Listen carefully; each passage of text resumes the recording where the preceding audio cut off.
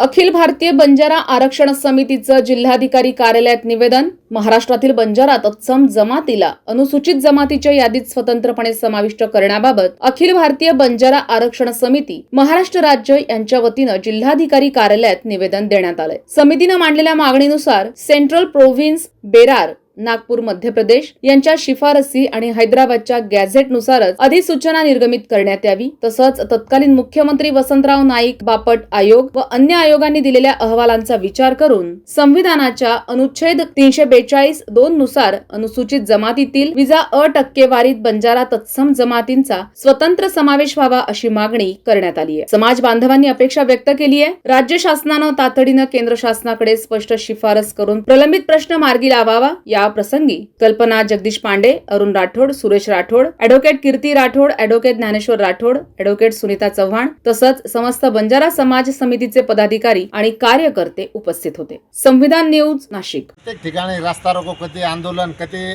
काही कार्यक्रम ले रहे आपण नाशिकेमध्ये सारी समस्त बंजाराना આપણો મતભેદ ન સારી વિસરતા મતભેદ વિસરતાને આપણે સમાજે સારી એકત્ર મોરચા કાઢે છે। આપણે ये मोर्चा हेसू आज आपण सांजे शासकीय विश्रामगृह आढावा बैठक ले मिले जा सारी होत आपण सारी आज सांज 5-5:30 वाजे जमा येणो आणि 18 तारीखे આપણે नाशिकेમાં मोर्चार भव्य दिव्य तैयारी करनो आणि आब जर न जागे तो कनाई जागे आळे कोण भाई।